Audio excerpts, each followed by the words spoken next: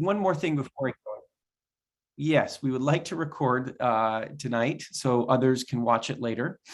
So we will be recording today's meeting. I will say also, we are joined today by some key members of the Climate Council and by members of staff who have been pushing forward and supporting the work of the Climate Council. So I can see here for climate counselors, we have Liz Miller with us today, who'll be giving the presentation about the council work. We also have Bram with us. I'm just looking where Bram Klebner. And if there's other council members, just wave your hands for a second. I'm not seeing you right away, but if others are with us, let us know. And in fact, council members, if you can use that Zoom feature where you rename yourself and put after your name, council member, that would be really helpful. For key staff with us today, we have Jane Lazarchak, who is the director of the Global Warming Solutions Act, and Marion Waltz, who works with Jane in that office. And so there are key folks with us today. And my team for the facilitation side of things, Catherine Morris is here with me today. And Cameron Hager is running the tech. So if you have any tech issues, go ahead and text Cameron with any issues you have. Okay, so we've got a slide here up that you're looking at, and this is a place for us to start and get you all engaged a little bit. It turns out all of you can actually annotate this slide, and we're looking to figure out where home is. Where do you live? And we're just interested to see a little distribution in the state. So the way you do this is if you look at the top of your screen, it'll say you are viewing Jane Lazarchak's screen, right? And right next to that is view options. And you click on that little arrow next to view options at the top of your screen, and you click down to the annotate button. And once you do that, it brings up a little bar. And on that bar is this thing that says stamp. See where that arrow is? Yeah. And choose the heart. And when you choose the heart, then click on the map where you live. If you're having a hard time doing this, for whatever reason it's not working well, go ahead and just drop in the chat, and Marion or I or somebody can put that heart right on for you. So if you're having a hard time with this annotate feature, just throw in the chat where you're from, where home is. And we'll just quickly get a snapshot of who we are. Thanks, Lauren. Marion can put that on the map for you.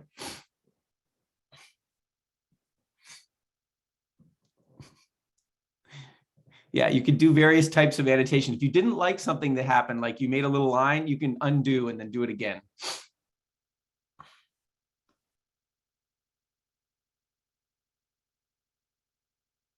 Great, I'm just watching the hearts go. There are folks outside Vermont, that's great too. Okay, and I'm seeing some others in the chat. If somebody can put some of the ones that are in the chat in there. Oh, and sorry if your browser is not letting you do it. Okay, well, what I'm seeing here is we do have some real north to south diversity with us today, in addition to sort of an obvious clustering in the middle of the state there. But look at this map. We have some great north to south diversity, and that's wonderful. Let's just let it go for a second more. If anybody else wants to put in there. Okay, and now obviously you can always do undo if you hit the wrong thing. All right, great. Okay, so why don't we drop this slide just for now? And we wanted to give you just 2 or 3 quick Zoom questions. And you can go ahead and drop the slides, Jane, for now. You can see some of the annotation. So Cameron can throw these Zoom slides up, Zoom polls up, excuse me. And we're just asking a handful of questions to get a sense of who's in the room and how familiar you are with the work of the Climate Council and climate action in Vermont. So they're all together. And the first question is about climate and weather related impacts that you're seeing. We're asking you to pick 2 just to get a sense of what's most important. We recognize you might be seeing all of these, but pick the 2 that really jump out at you as the ones you've been seeing, and you can choose none at the bottom if you're not seeing any of this. If you keep scrolling down on your Zoom poll there, you'll get to the second question, which asks about your knowledge of the initial climate action plan from the Climate Council. And if you keep scrolling down, there's one last question about affiliation. And so let's just take a moment and answer these 3 questions. And remember, you'll need to keep scrolling down to get to the second and third questions.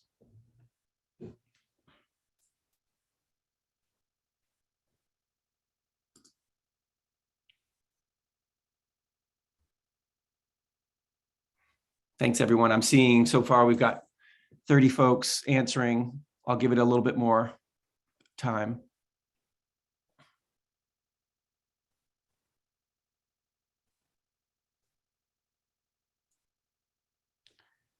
Excellent. We're already up to 43 folks. We'll give it just a second more for you to think through here.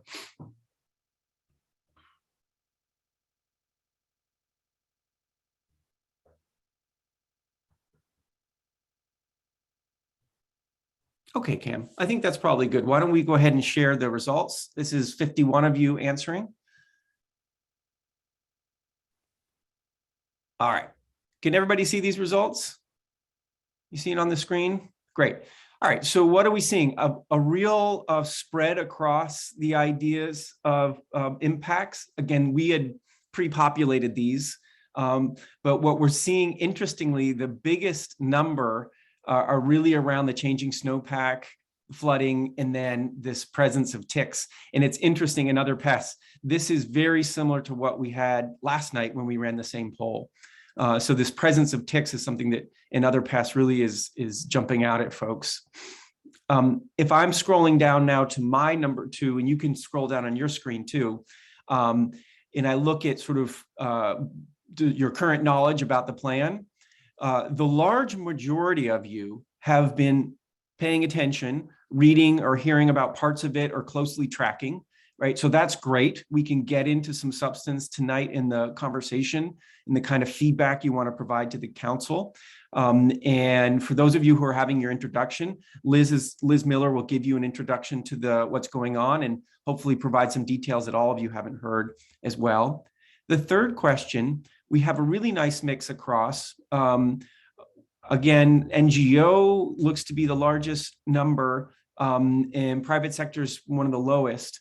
And that's an interesting data point for us in thinking about how to do more outreach going forward, but a nice mix across a variety of groups there in terms of affiliation. Okay, great. Wonderful. So that's just an opening salvo to say who's here and what do we know about the work. Let's turn it over now to Liz Miller, who is one of the 23 council members.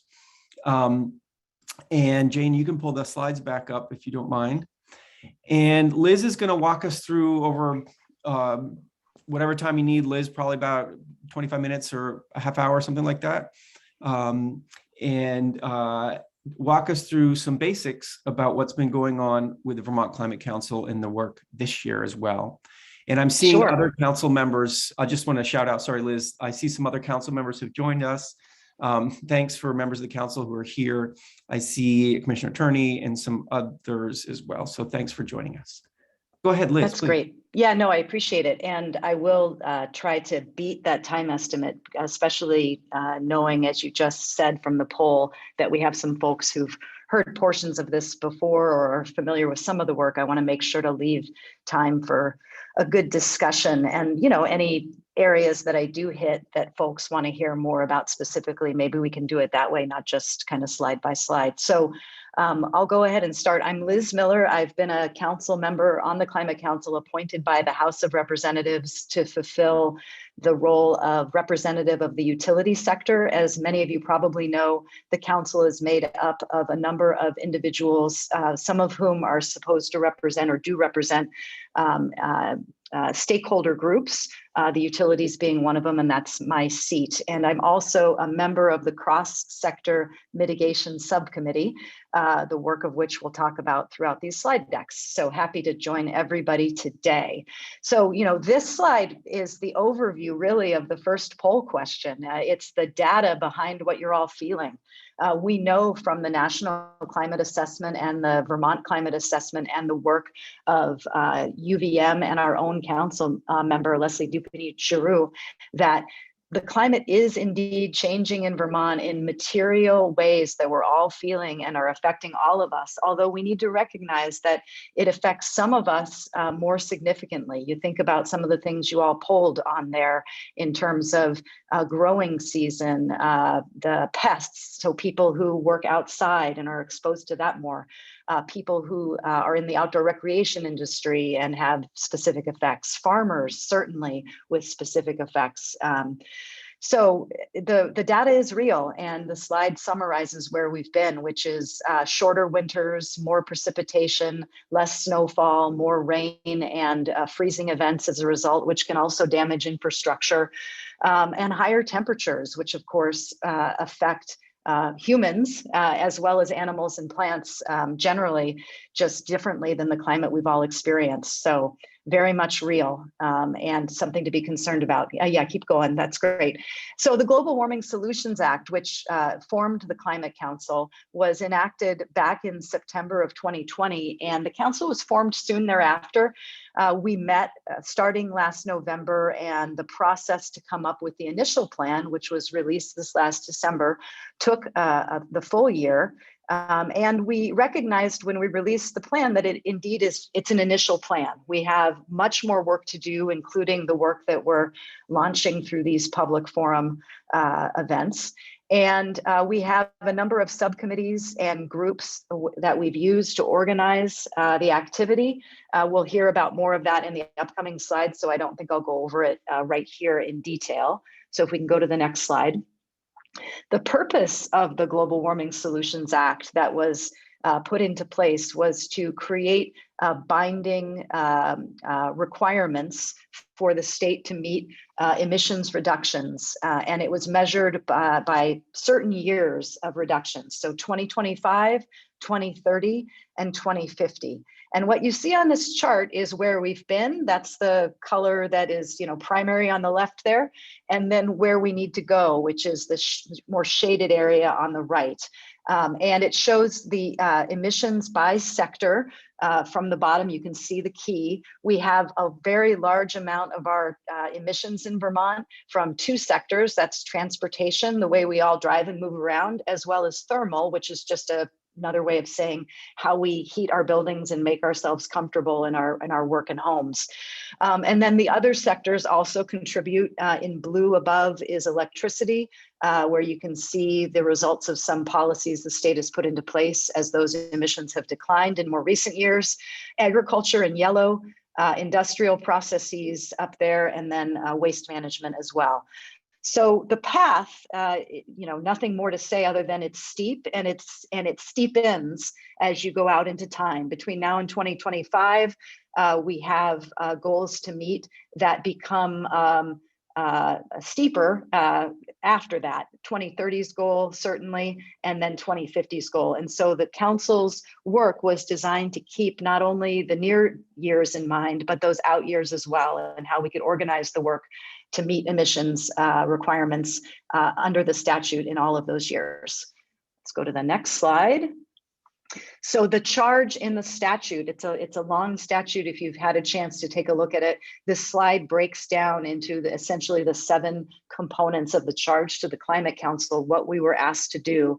And the 3 items in green are a way of kind of thinking about the organization of the council in terms of how are we going to actually meet the challenges. We need to reduce our emissions. We need to achieve that across all sectors, and we need to at the same time focus on climate adaptation and resilience, because of course the roles of our communities and our working lands through sequestration are also very important components, not only to meet our emissions goals, but also to adapt and thrive in a changing climate.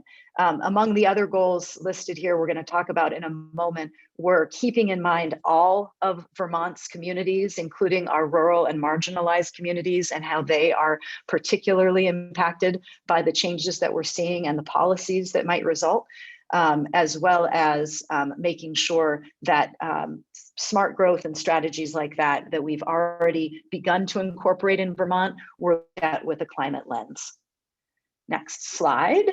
So speaking of the equity charge that I mentioned a moment ago, you know, this is an area of work that if you've followed the Climate Council, you know, we view, the council members view, as a work in progress, very much not something yet done, but that needs to always be done and continue to be worked on. We asked the Just Transition Subcommittee to help guide us through principles, core tenets that we should be taking into account as we develop the work of the Climate Council. And listed on this slide are those that were presented and adopted. And the council as a whole discussed these, worked to incorporate them as we did our work, but also recognized that our process as a whole, our timeline, our way of being and communicating needed to evolve and needed to do even more going forward to both bring in others whose voices have not been at the table, as well as to check ourselves and really think about how we're doing our work in ways that meet these principles. And I know I don't speak just for myself when I say that we recognize this is a work in progress. So the actual climate plan that was adopted in December, again, as an initial climate plan, it's a lot of writing. It's a dense document. It had literally all counselors involved in review and in many cases writing or helping to write portions of it. So it was in that sense a collaborative effort of the council, even as we recognize there was far more to do with public and broader engagement. And it's broken down into pathways that are high level, broad areas of action that are necessary. And then from that, specific strategies and action steps. And we're going to go through a few of those in the next few slides here.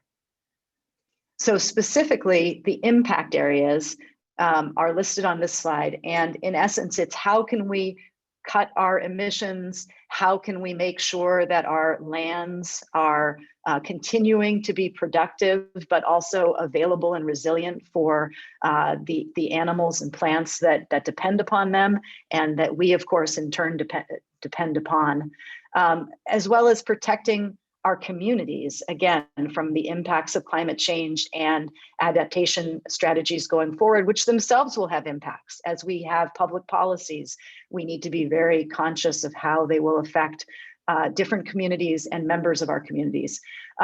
Thinking about how to capture carbon within our lands by ensuring that our forests and natural environments are left intact and protected, as well as thinking across, it's the systems approach. Whenever you look at an area like this, you have to think across what are the common themes across all these areas. And some of the ones identified in the plan include the investments in communities, not just in infrastructure hardening, for example, but also in processes and support, essentially, for communities that need to learn how to adapt to climate change going forward. And then workforce development, because there's a lot of streams of work that come out of this if we're going to change basic elements of how we live and work and interact with the land. Next slide. So again, this really, I'm going to go very quickly here. This slide is meant to illustrate in a different way than the emissions slide you saw earlier, where we need to see specific reductions between now and 2050. And what you should take from this is really that there's a lot of work to do, because the way this slide is organized shows you where we are, where we need to get to in the colored bars, and then the gap that we need to actually meet by sector. So without going one by one through all of them, that's the overview of that slide. And you can see the steep path that we are on. Yeah, thanks, Jane. You can go ahead to the next one. just to hit, so we can hopefully just tee some things up for discussion. I'm not going to go over every statistic on these slides, but transportation as one of the largest, or actually the largest of source of emissions in Vermont, accounting for approximately 50% of our emissions.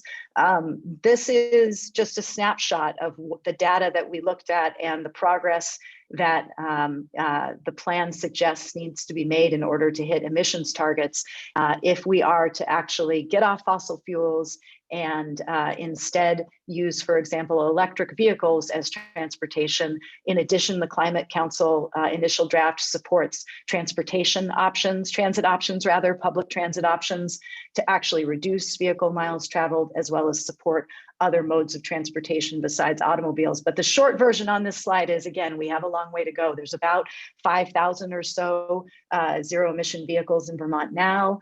We need, but the good news, just to give you the good news, is that has increased significantly in the last year and a half. If you were to look at the slope, you would see a real acceleration curve starting to happen there.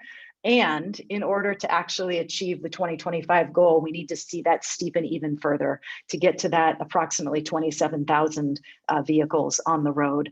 And then between there and 2030, it needs to be essentially a whole new mindset of new vehicles that are being purchased are by and large emissions free. Again, we're talking about passenger vehicles there, and the plan does talk about other types of transportation and the changes that need to happen there as well.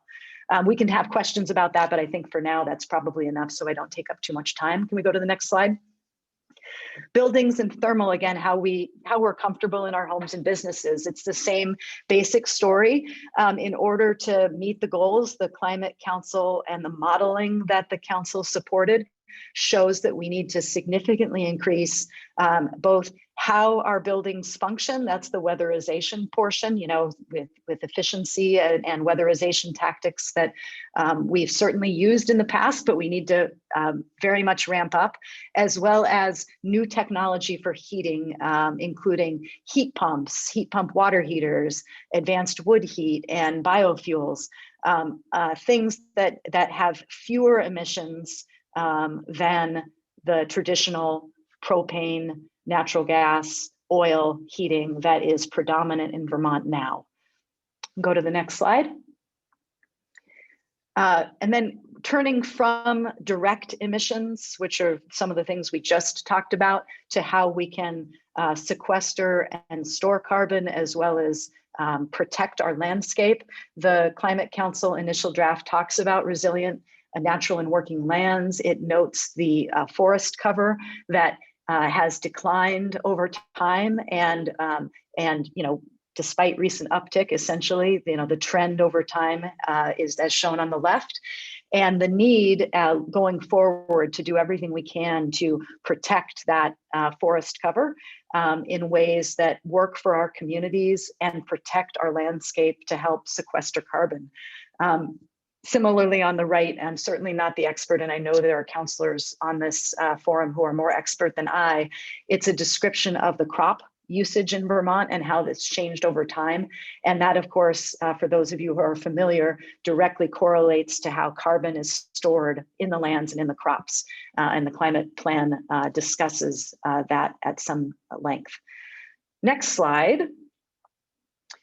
So looking at our communities and how the initial climate plan suggestions work here, we really divided it, as it shows on this screen, into how can communities plan to adapt, how can we harden and make our infrastructure more resilient, and that's our infrastructure in transportation, roads, bridges, and culverts, in energy, like for example in the utility sector, poles and wires, and also in just municipal infrastructure generally, our buildings. How can we make sure that things can withstand the more extreme weather that we're going to be have had, and will continue to have, as well as adapt going forward. And then finally, housing. We recognized, and I think there were many comments brought up both by counselors and in other public forum that we had, the need to think about how our communities will take care of themselves and how Vermonters will take care of themselves, particularly as we perhaps become a destination for those looking to get away from climate impacts elsewhere in the country. And so the climate plan discusses that as well. And basically the need to have access to safe, accessible, energy efficient, and affordable housing in light of all of those challenges. Sorry, Jane, next slide. And that gets right into actually, the cross-cutting solutions. I mentioned this earlier. There's discussion in the initial climate plan recognizing those issues. And I just want to pause just for a minute on the one on the right, environmental justice. Again, the climate plan not only has a section on the just transition principles that I mentioned earlier, but also recognizes that all of these choices, I think this is in the cross-cutting section, if I remember correctly, Jane, all of these choices have impacts and trade-offs, and those need to be worked through as we go forward, which I think is probably a good segue, if not to the next slide, then the one after that. So I'm going to pause on that point and pick it up again in a minute. So once the climate plan was adopted in December, a lot of activity occurred pretty quickly, and some is still very much pending.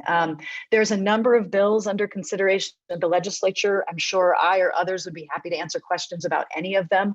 The Clean Heat Standard is the bill that is based upon one of the recommendations in the initial climate plan to have a market-based system in the thermal sector that would allow that sector to transition over time away from fossil fuel usage through a system of credits.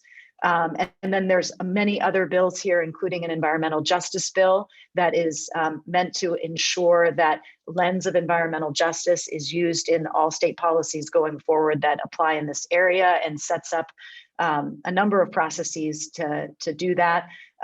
Housing bill, everything on here, including the transportation initiatives, of which there are many, are based in large part actually upon the recommendations in the initial climate plan, and they're all at various stages in the legislature. There's funding behind some of them, as indicated in the middle column, particularly for weatherization, and some of the other initiatives, for example, in support of electric vehicles, as well as the climate office that the state would set up in order to help monitor and measure this work going forward.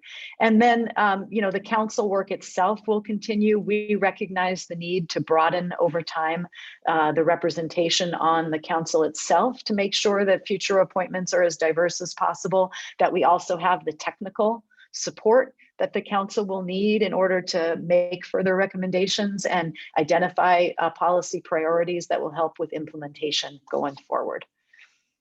Next slide. There we go.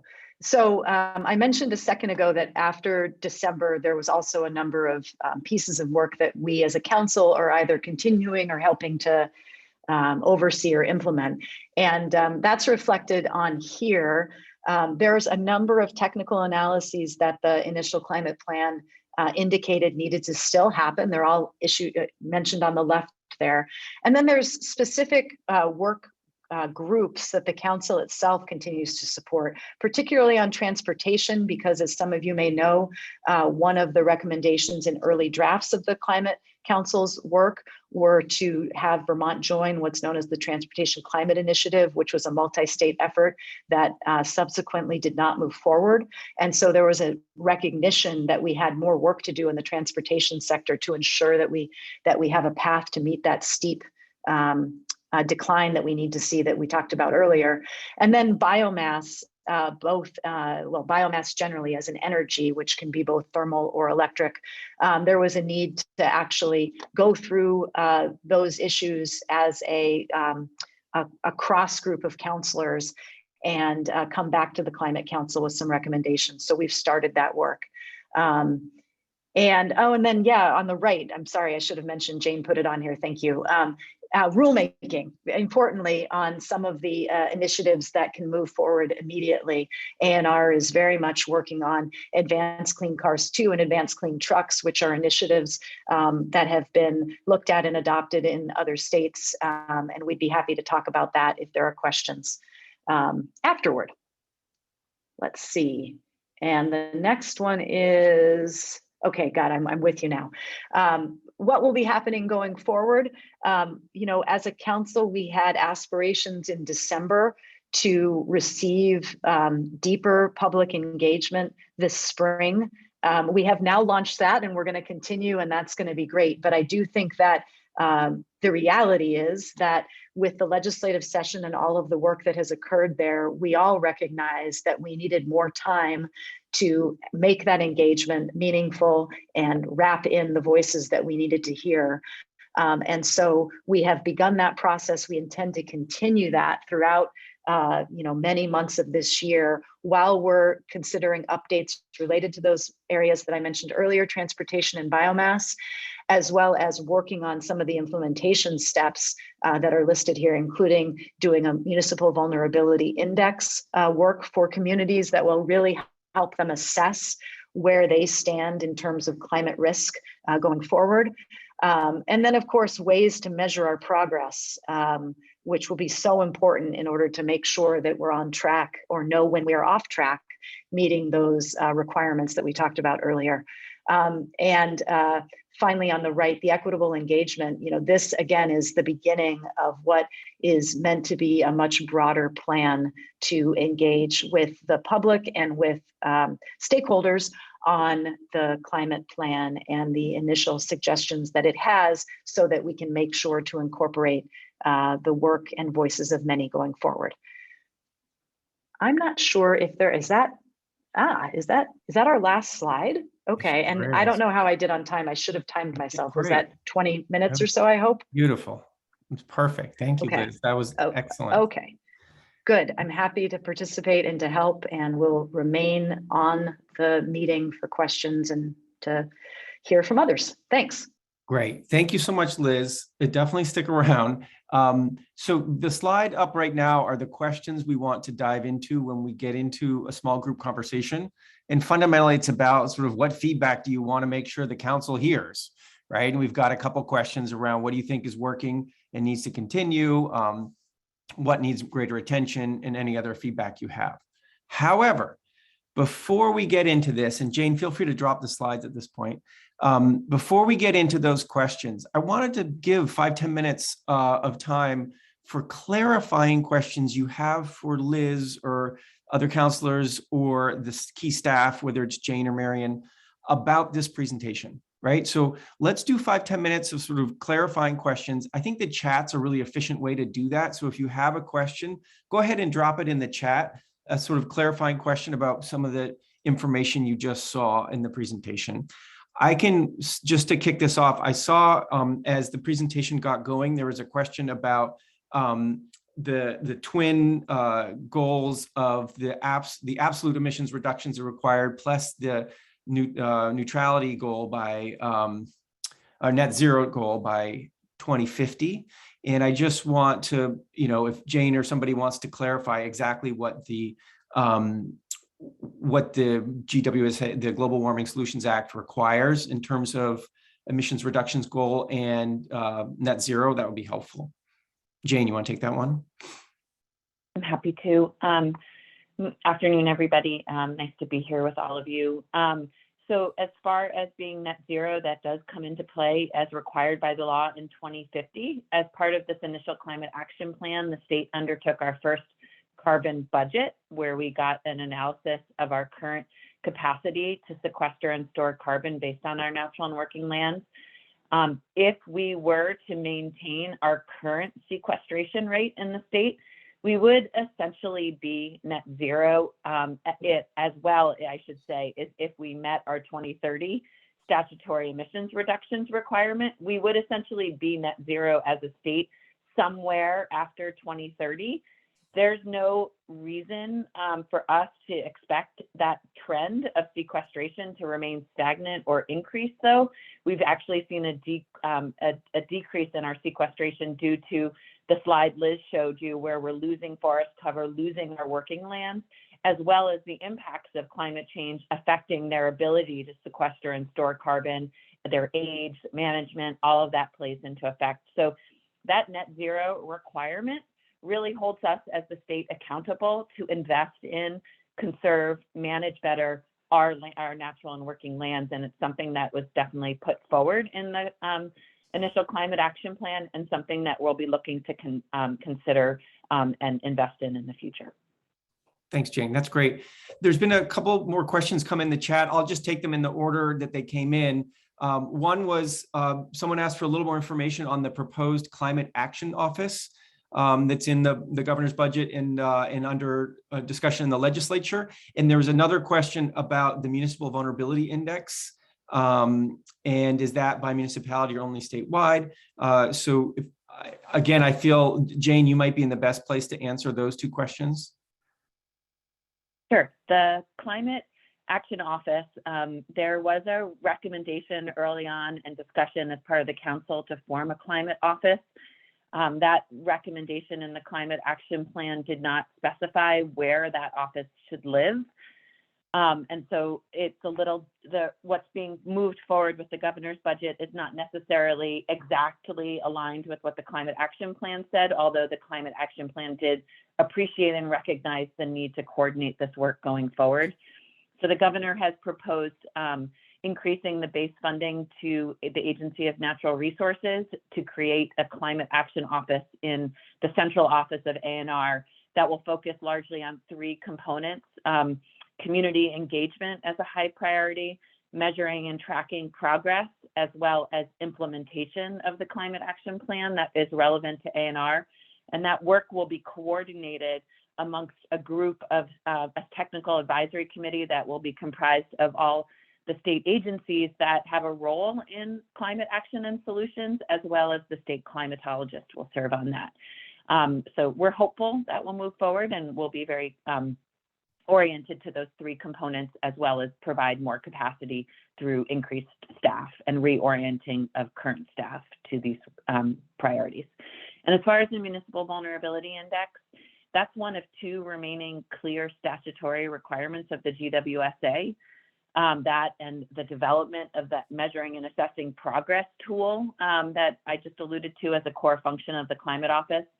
The Municipal Vulnerability Index is being directed out of the Agency of Natural Resources and will be developed through an RFP and contract.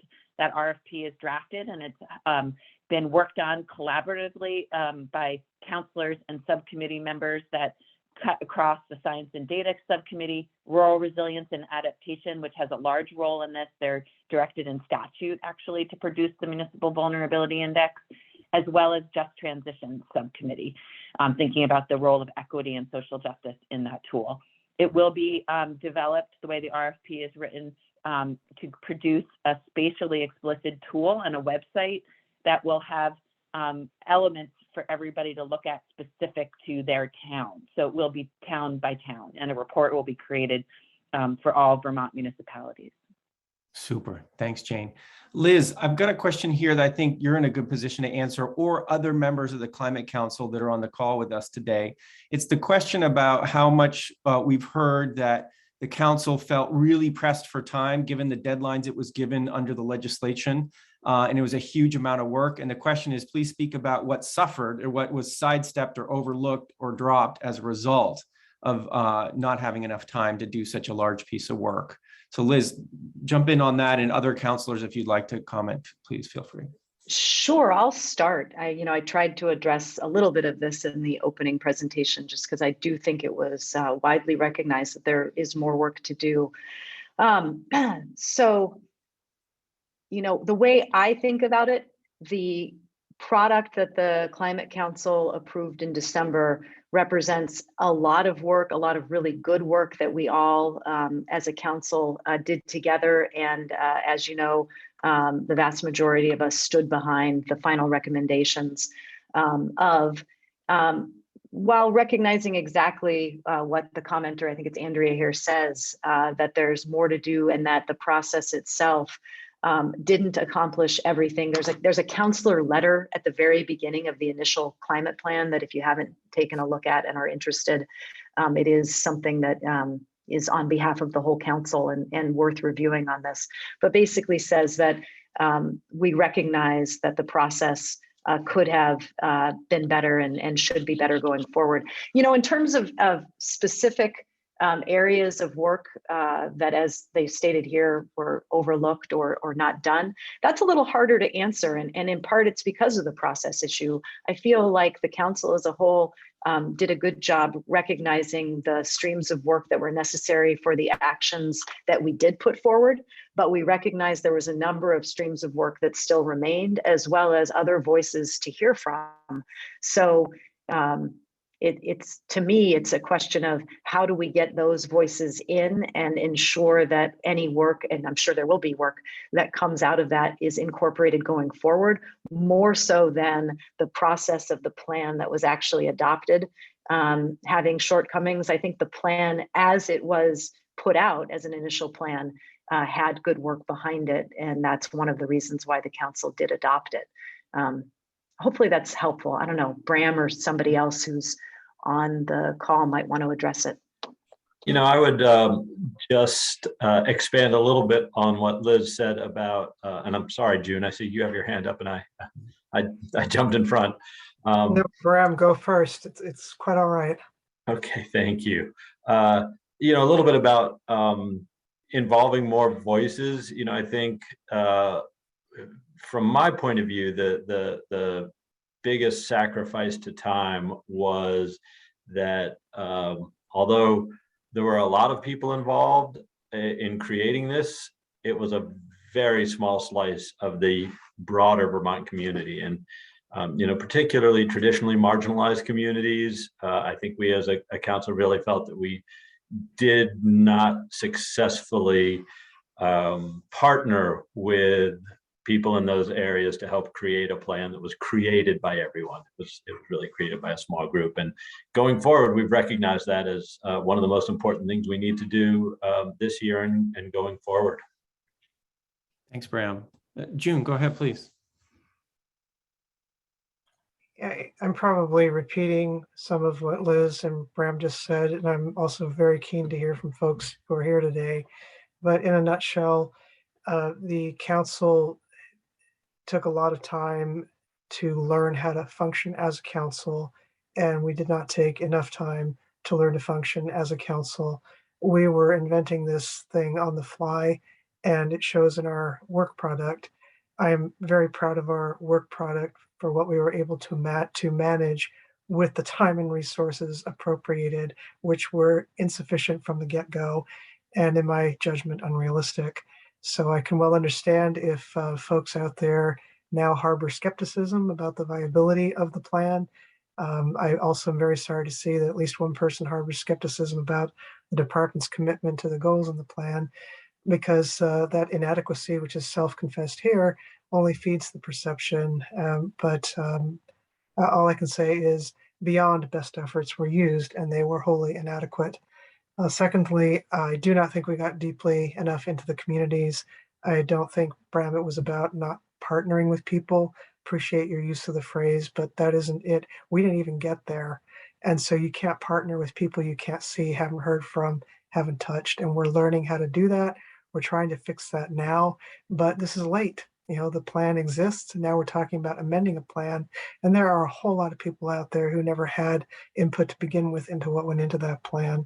And then thirdly, something I've been very outspoken about, and many council members have been as well, is costs. We simply do not have a firm grasp on costs. And as much as I appreciate the urgency for action and the validity of the things that we need to do, it is fundamental to good public policy that we take the resources we know we have and we match them up against the resources we know we need in order to achieve the policy that we are trying to realize.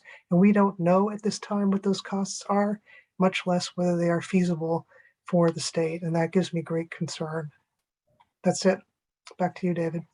Thanks, June. Okay, great. So you can see that on the council's wrestling with all these issues, right? Wrestled with it last year and continues to wrestle with it. There's a couple more questions in the chat, and then I really do want to switch gears and go into some smaller group conversation and lift up your voices. Just real quickly, there's some technical things around weatherization and workforce. I wonder, Jane, if you could do the 30-second version on those two questions. One is the definition of weatherization. Is there a minimum set of improvements that's needed? And then the workforce one is, does that connect with reduced work-related travel? And so if you want to just do a quick hit on those, and we can do some written responses as well. Well, let me take the second one first and just say that around workforce, the section within the plan that speaks to workforce is fundamentally thinking about the change in workforce and staffing up of a workforce needed to put forward and bring forward the recommendations in the climate action plan. It's about clean energy jobs, it's about weatherization, but it's very broadly written about an appreciation of the Vermonters that are needed in order to stand up this plan going forward, and the intentional thought around training centers and tech development that needs to happen in that space. So that's broad. And as far as it's linked to vehicle miles traveled, that's really a reflection of that you would see around strategies in the emissions reduction section, especially around transportation, and thinking about how we might or might not expect the trends that we've now started to see for the last few years with us driving less because of COVID, whether or not we can expect some of that to stay long-term and have a long-term power to cut our emissions or not. And we don't know that yet for how much of that will stay, but it's certainly something we're thinking about, and how we enhance folks' ability to work at home and stay in their communities and stay closer and drive less vehicle miles traveled, and reducing those based on the way we live on the land is front and center, and is definitely a top strategy amongst EVs and all the other components we're thinking about in transportation. As far as definitions for weatherization, there are commitments and appreciation that around weatherization, that to get the numbers that we're going to need, it's not just about weatherizing new homes, it's about how we can go deeper and do better in homes. And I can't actually speak to the exact definition, and Commissioner Tierney might have a better definition right front of tongue for her, but we have it. There's an appreciation that weatherization is going to be a long-term commitment, and I can get the definition as how we used it in the plan. Thanks, Jane. Okay, so there are other questions in the chat, some around ecosystem services, some around ag and ecosystems and soil health. We don't have time to do this in plenary right now, but what we can commit to doing is in a summary document answering questions that were in the chat. So we can do that. I do want to shift gears and get into some group conversations where we're actually talking to each other. And Bram, is this something you want to say quick before we go to the small group? Yeah, I just noticed there were a couple of EV car questions that I thought I might answer in 30 seconds, if that's okay. Yeah, sure, yeah. So one of them was around EVs and weatherization in general being expensive up front. And, we know they lower costs ongoing, but the cost to get in is high. And that is absolutely something that the Climate Council is very focused on. How do we make the initial investment affordable for Vermonters of all income levels? There are federal monies available, and the governor has recommended allocating quite a bit of that towards those programs. And the other question was, why are EVs primary in the transportation plan versus compact settlement? And I think the main quick answer to that is simply a timing question, that we can put we can remove a lot of gas powered cars and replace them with electric cars in a pretty short order. Developing compact settlement and changing our settlement patterns is a much longer term project. So, we kind of have to do them both as fast as we can, but there's one that we can do faster than the other. Thanks, Bram. And great. Yeah. I can't not say one thing really quick. Okay. I do just want to say that compact settlement is still a cross-cutting theme and a priority for us. And we know that it has direct benefits on emissions reductions, but we don't know how much and how cost-effective it is. And that is something that we are studying with the support of the Agency of Transportation this year, so we can actually start to understand how to quantify the benefits of compact settlement. Excellent. Okay, fantastic. So I think it's time to actually start talking to each other in this. And the way we're going to do that is split into 5 small groups. In the question, I showed them to you earlier, but I just dropped them again in the chat. And there's this overarching question, right? Which is, what is the feedback that the council most needs to hear, right? And again, the emphasis is on the word council, because there's probably feedback that the legislature needs to hear, right? Or others need to hear. We really want to emphasize as much as possible the feedback that the council needs to hear. And we've got these 3 questions, which are pretty broad, right? One's more about what's working well, what are the strengths we need to build on? The second is what needs greater attention? And the third is anything else you want to say? So we're going to break into these 5 groups. And each one will have a facilitator. Catherine Morris will be doing one. Jane's going to be doing one. Marion's going to be doing another. Bram and Colin Smith are going to be doing one. And I'll be doing one. And so Cameron's going to send us out for 20 minutes, and then we'll come back and do some really rapid fire what's sticking from these conversations. But let's do 20 minutes. Remember, we're going to have different views. That's okay, right? We're trying to hear and listen to each other and respect each other's different views on these issues. We'll see you in the breakouts and see you back in 20 minutes. Cam, go ahead and just send us off. If you need to click on a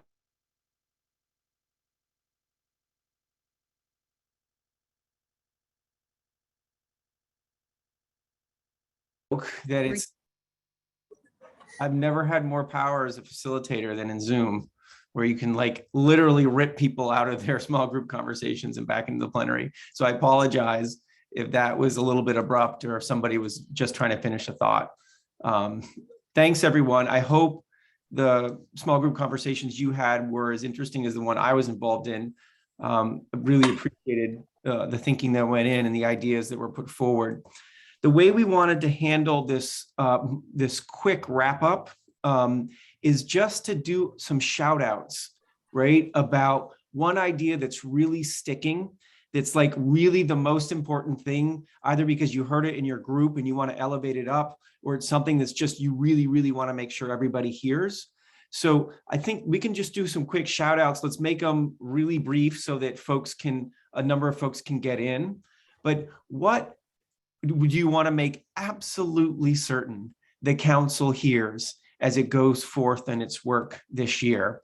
And just go ahead and raise your hand in the Zoom for this. If you're relatively new to Zoom, the hand raise feature is down at the bottom on that bottom bar of stuff under the reactions tab. And if you click on reactions and then move your cursor up just a little bit, it says raise hand. And that's the place to find that. If you can't find that, just drop a note in the chat saying, I'm trying to say something, or wave at me. Michael, go ahead, please.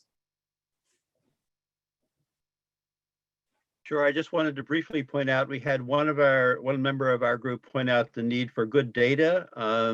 You get what you measure. We need to measure it, and we need to measure results, not implementation, not number of houses that we have done something to, but actual energy consumption in the residential sector, actual VMT by actual vehicles. That's accessible via the Vermont inspection program every year, but it will require state action to get it. We need that in a place where there's resources to do it. And I think that the local energy committees could make good use of that information. Thank you. Fantastic. Thanks, Michael. Great. Okay. Other key ideas you absolutely want to make sure the council hears as it goes and does its work this year and beyond. Things that jumped out at you in your small group conversation. Stephen, go ahead, please. Thank you. Yes, I'm advocating that there be a closer alignment between the Payment for Ecosystem Services Soil Health Working Group and the Ag and Ecosystems Working Group of the Climate Council. I really feel like the Payment for Ecosystem Services should really be the nature-based solutions wing or arm of the Climate Council, and I think we just need to have greater alignment between the work going on there. Thanks, Stephen. Thanks for bringing that up. I really appreciate that. I see some stuff in the chat as well. Bruce says increase support for in-state renewable energy generation. No, and Andrea says no decisions that affect people's lives without their participation. As a state, we must prioritize the needs and concerns of those who are most vulnerable. Bruce, go ahead, please. Sure. Bruce Lee Clark. I'm a member of the Select Board in Bennington, as well as liaison to the Energy Committee. I'm going to echo something that was said in our small group, which is the need for the council to and the legislature to recognize that municipalities all over the state are going to need support, financial support particularly, but also other supports if there's going to be implementation. The municipalities, some are more ready to take advantage of this than others. I realize that Bennington may be one of those that's more able, but even we are finding it difficult to have anything close to a paid staff person.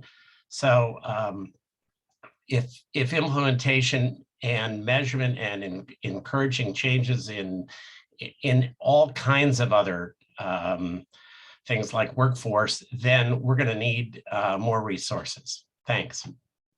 Thank you, Bruce. Thank you so much. Abby, hi, go ahead. Hi, I just wanted to share that there was some really wonderful testimony by Councilor Chris Campani on this very issue regarding S148 and how the legislature needs to be thinking about exactly this, how they will resource municipalities in order to empower them and also to recognize the inherent and massive inequities that exist in terms of access and resourcing, and how we can be thinking about that, particularly as we're trying to pursue environmental justice frameworks. So we can try to figure out where that lives, but I was very struck by how well he spoke to exactly what you're talking about. Thanks, Abby. That's great. So we've got time for maybe one more. Alan? Sure. Alan Coulter from Weybridge, Vermont. I just wanted to say that cutting forests to burn wood to produce energy is not carbon neutral and doesn't make sense. Thanks, Alan. Great. Thanks for sharing that. Yep. Okay. And those points, right, are relevant for the biomass conversation that the council will be having this year, in addition to what may be going on in the legislature around the clean heat standard. Thanks, Alan. Okay, great.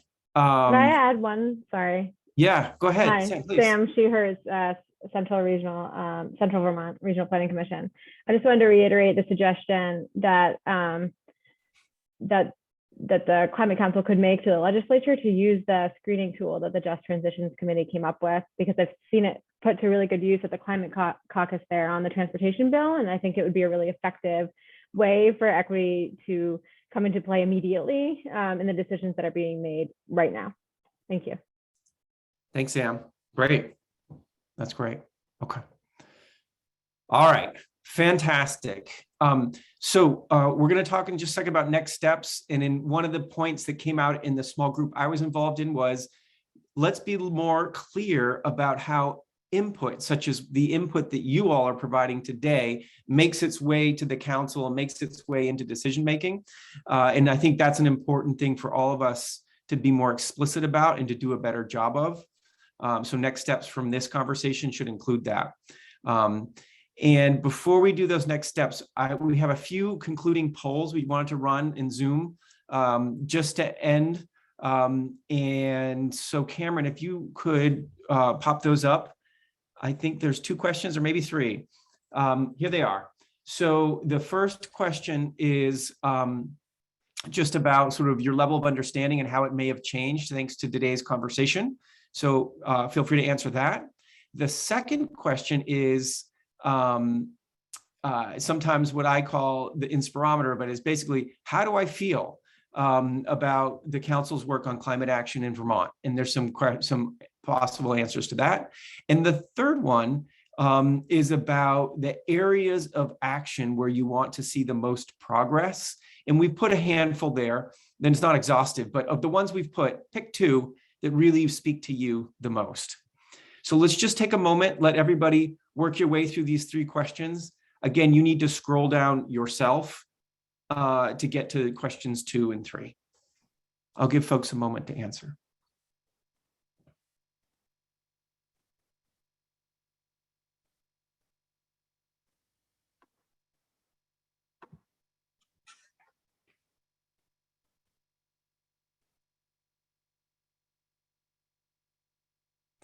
Great, we've got almost 30 of you answering. We'll wait just a moment more to get a few more.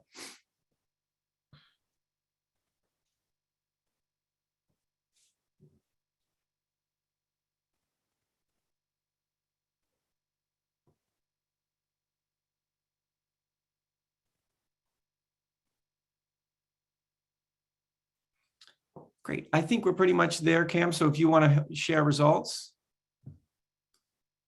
Okay, so here we go. The results I'm seeing here are excellent. A good majority of you have gotten answers to some of your questions. Okay, wonderful. Very happy about that. In terms of how we're feeling about the council's work on climate action, there is a majority of you feeling good about it. Fantastic. We're very happy about that. And it's important feedback to say that there's a handful of you also feeling kind of so-so and about it. And that's important feedback to lift up. And then on the third question, let's look at that. I'm scrolling down. I encourage you to scroll down as well. I'm seeing that the transportation recommendations really are of a focus area for the people on the call today. That's great, along with public engagement, technical studies. But frankly, it's pretty even across most of these answers. And so you're looking for a variety of outputs from the council and other actors this year. Okay, thanks for doing those polls. Really appreciate you doing that. To end here, we're just going to talk a little bit about next steps. I'll ask Jane to help with that. I'll mention the next step that falls most clearly on my lap, which is we're going to take a summary of the conversation today and what we heard last night, and we're going to lift up that summary to the council and make sure the council is hearing it and all the detail it needs to hear it. So we're taking from the small group conversations and these plenary conversations and really crystallizing some of these core messages that you've said, and making sure that those get presented to the council and part of the council's ongoing work. Jane, can you say a little bit more about next steps in terms of climate action in the coming weeks, months ahead? Sure. Thanks so much to David for facilitating and all of the CBI support for today and last night's event. And yeah, David, I appreciate that. And we have the next council meeting will be in May of this year. And we have, I put in the chat a link to the website climatechange.vermont.gov, the calendar. I encourage you all to join as meetings as you can. The full schedule of both the council subcommittees and some of the task groups also appear on that calendar. Those are public meetings. There's always, we provide space for public comment. And then as far as the question in the chat around the summary, I see Marion responded to it, but it will be available directly for that next meeting in May. So that's a great spot to make sure that you go to that calendar, click on the meeting in May, and you'll see the synthesis of all the comments from today and last night's meetings there. I also just want to redirect you to the slides that Liz left us with at the end of her presentation, which focused not only on the ongoing work of the Climate Council, but appreciated and lifted up the active work happening in the legislature right now, which is an ongoing process. None of those bills have been passed out of the legislature yet, and many committees are still taking testimony on those. I dropped in the chat, it's probably getting buried now and I can do it again, a link to resources that show all of those bills that you can click on and read through. And I encourage you to get engaged in the legislative process. Those are open public meetings posted on Zoom, and all of those committees take testimony from citizens like you, and they're welcome and interested to hear from you. So I encourage you to get in touch there. As far as the work of state government, that third bucket beyond the council, there are a lot of pieces that both Marion and I are helping to facilitate, both through coordinating with other sectors in state government, agency of transportation, the transportation space, public service department, and others in the space of biomass. We have a lot of requests for proposals and grants going out. All of that information can often be found on our website or through directly reaching out to Marion and I for any further feedback, and our emails are on that website too. So I really encourage Vermonters to get involved. We'll continue to offer opportunities like this.